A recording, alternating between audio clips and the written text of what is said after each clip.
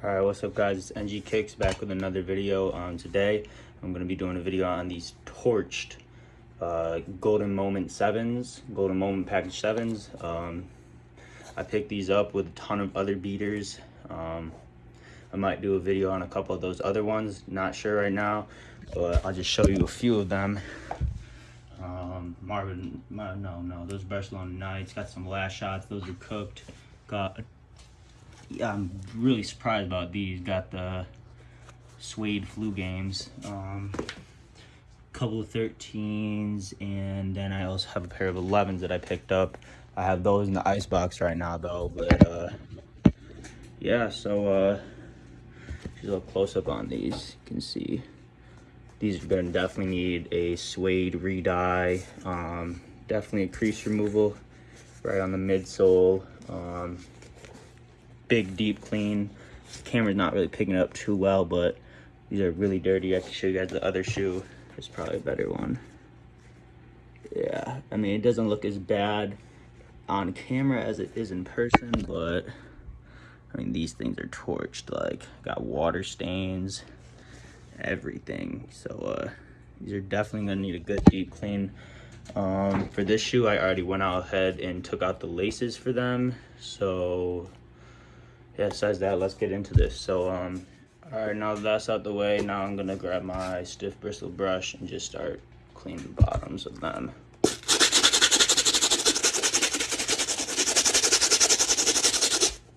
I might be doing not an icing, but like a deoxidization on these, because they are discolored from the original.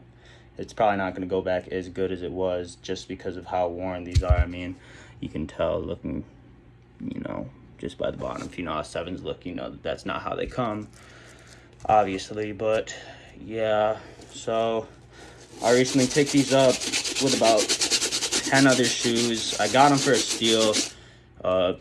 Paid around 30 bucks a pair, so 300 altogether. Some of them definitely are worn, but I mean, there's definitely potential to make money. Probably gonna sell most of these on GOAT. Might sell a few pairs on Facebook Marketplace, you know, people or whatever. But yeah, besides that, most of these are definitely gonna be going on GOAT, just because of how worn and messed up some of these are. And you know, people, I gotta make my money back, so, and people love to lowball on Facebook Marketplace. If you know, you know they do. So yeah, the bottom looks pretty good. Just for now, I'll probably go over that with acetone before I throw them in the box. But yeah, now I'm gonna work on this midsole. Midsole is not bad at all, but still need to clean it.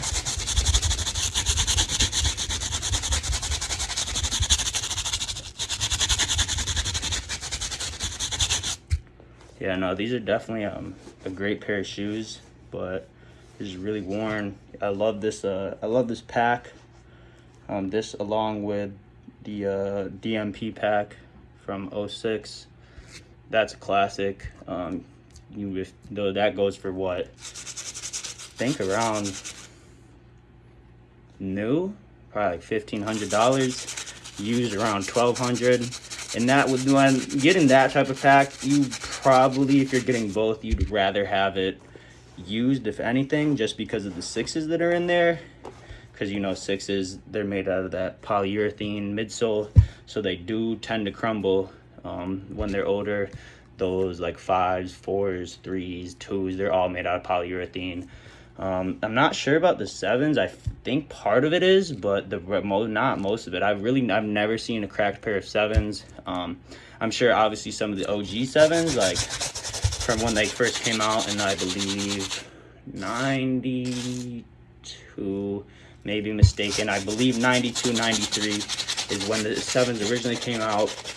But yeah, those ones from that age are obviously probably going to be cracked. But like, I've seen before a person where they had the chambray 7s, one of probably the best pair of 7s, along with the citruses and the bin 23s and stuff, Myros. Those are definitely some of the best 7s. I've seen those still wearable. Oh, the Varsity Maze 7s, amazing pair.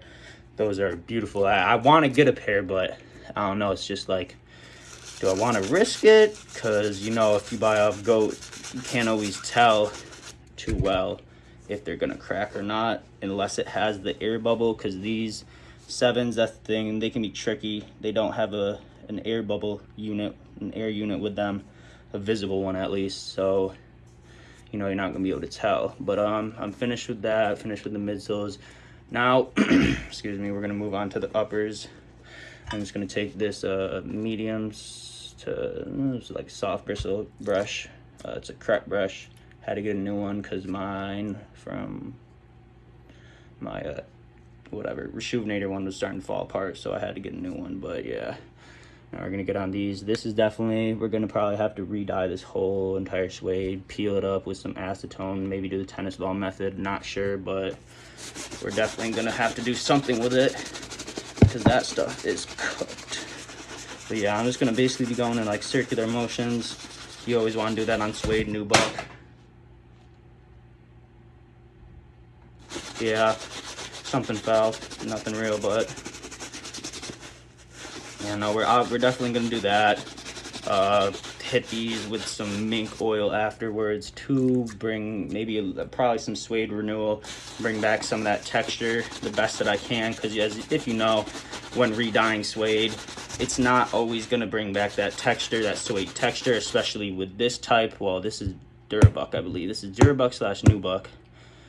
With that, you have to, just because of how cracked they are, I'm gonna have to peel it up and then with some acetone and then go back over that. So it's not gonna have that original suede texture, but I will do the best job that I can to make it look as factory as possible. Go. Yeah, it's already looking a lot better, a lot better. It got rid of definitely some of that dirt. You look right here, pretty much back. Compared to that, that's still pretty darn ashy. Still got water stains, but yeah. So that side is looking good. I'm gonna move to this side now. These are also gonna need, I might, if I can figure out the color combination, I might touch up the gold area, but I don't know if I really want to mess with that, just because I don't know if I can find the exact color, and I don't like matching colors unless it's really need be. But yeah, so I might do that. If I do, I'll probably put in this video. I don't know, sometimes I forget to. I apologize about that, but yeah. I definitely want to start uploading more. I'm sorry, I haven't uploaded in about a month or two almost. I think it's been probably. But I'm gonna try to get back in the habit of uploading again. Probably every, 2 weeks or so. Can't make a promise on that just because of work and all that and stuff, but I do want to get back into the habit of uploading, on basically a monthly basis, so I can try to grow this channel. Yeah, make sure that you share this channel with friends. If you live in the Syracuse area, go ahead, tell people about me. If you know me, if I've done work, go ahead, you can vouch for me. Those who know I've done work for, they know I do my shit. So, all right, yeah. So let's take a look at this. This is the clean shoe.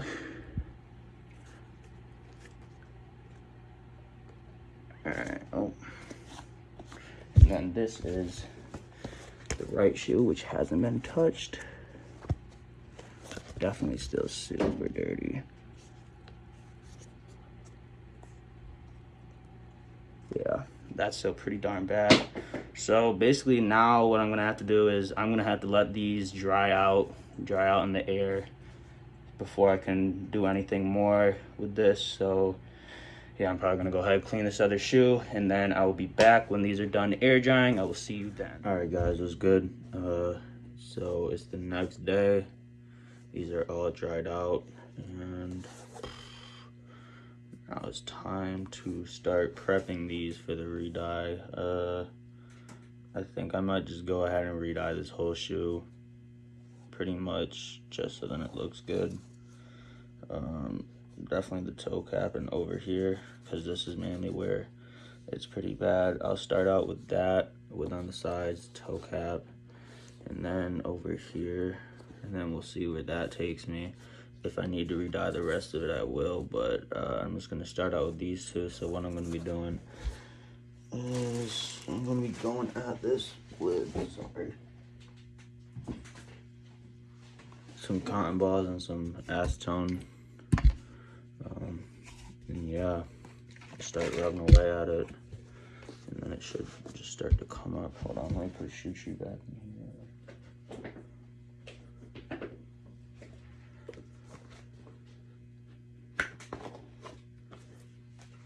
Alright.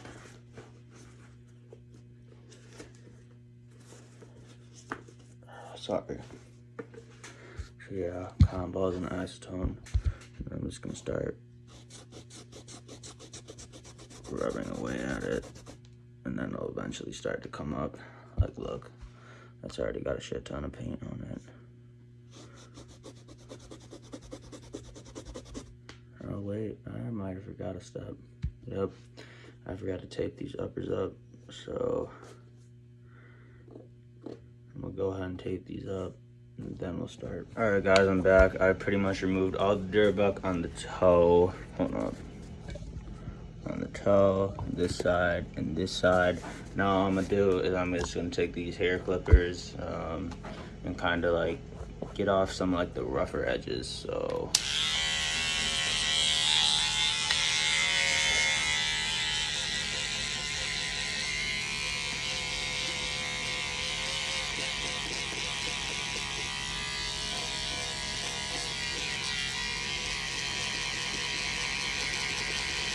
all right, what's up, guys? I'm back, and the shoe is definitely all dry now.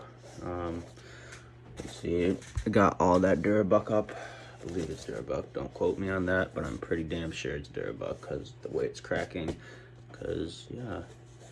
But yeah, now you can see. So basically what I'm gonna be doing is I'm going to first start out by going over this with some Angelus black suede dye. Where is it? Right here. That's black, yep. The Angelus black suede dye. I don't ever recommend using just this solid alone. You always want to mix it with a little bit of water. I might have a little bit too much water. Let me go dump some of this. Yeah, no, just barely any water.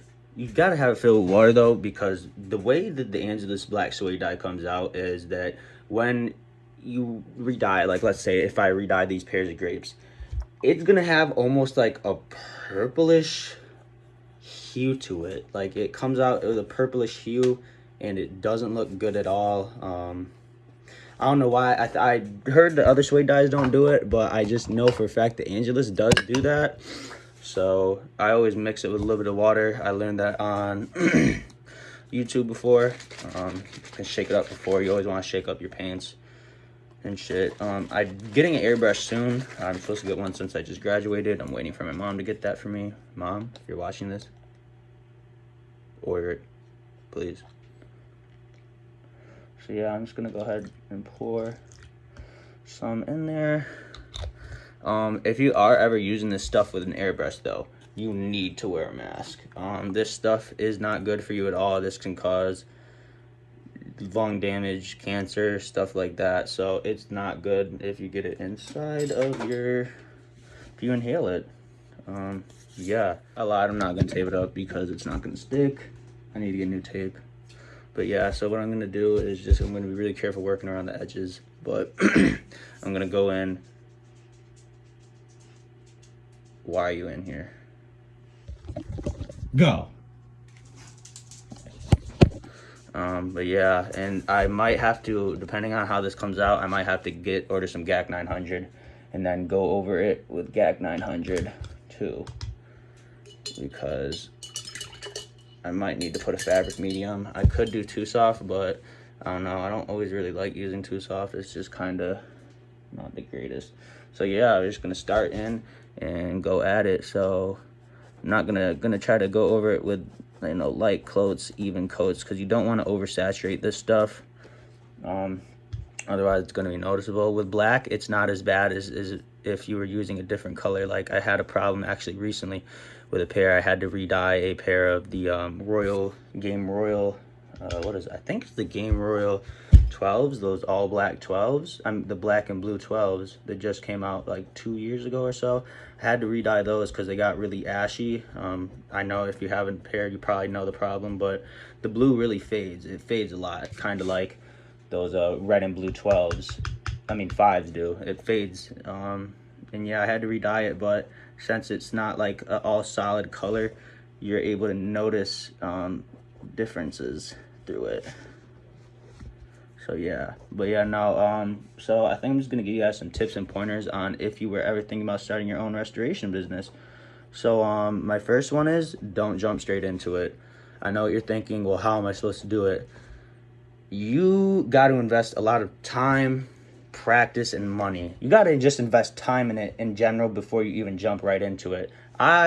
Originally, when I started doing shoes, I was probably in 6th, 7th grade when I got my first shoe cleaning kit. And ever since then, I've been cleaning shoes. But cleaning shoes, even then, you still want to know what you're doing when you're cleaning shoes. You have to know the materials you're working with, the soaps that you're working with, what you need, the brushes, all that, because you don't want to mess up someone's shoes. So that's why I say don't jump straight into it, especially with restorations.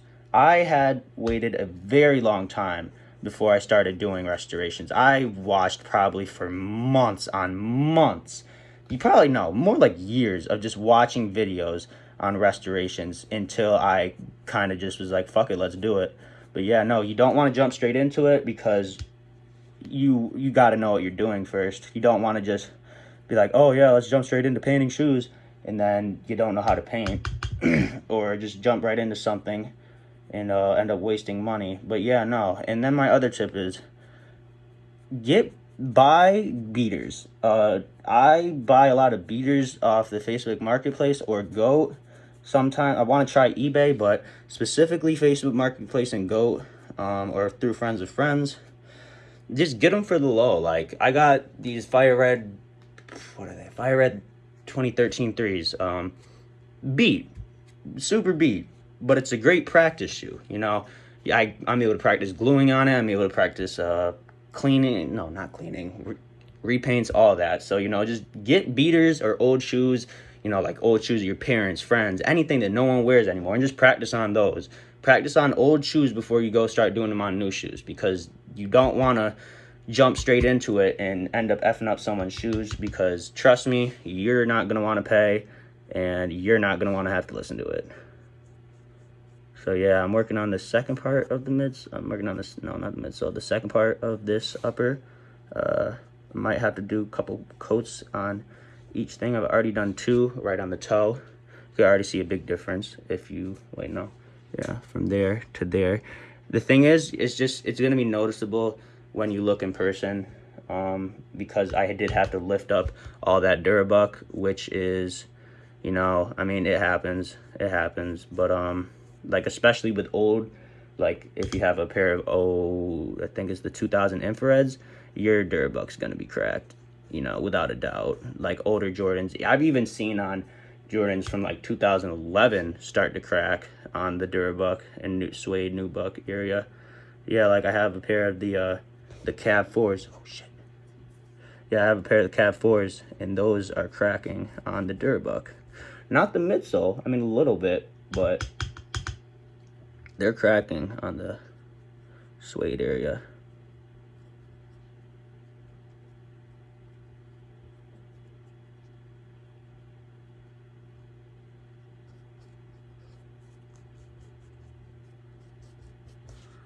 All right. Yeah. So I'm just keep doing this, and then I'll be back. All right, guys. So this is our final product. I basically went through. So basically, what it's gonna look like. It may not look the greatest compared to the rest of the suede. Yes, I am aware. It is because of the method I had to use. It is called the tennis ball method. When suede / nubuck Durabuck is going to a certain point, cracked, peeling, you have no other choice but either to get rid of your shoe or take that off and repaint it. So basically what I did, I repainted it. Most of the time, you wouldn't do it unless it's need be. This shoe, it was need be, so I had to go through and do it. I sanded down the rest of it as best as I could. I went over it with Too Soft and black paint after I went over it with the suede dye. But yes, this is our final product. I think it came out pretty damn good from what they looked like before. But yeah, so let me know how. I also went through, removed those creases. So yeah, just let me know what you guys think in the comments. Like, subscribe, share this video. It's been NG Kicks, signing out.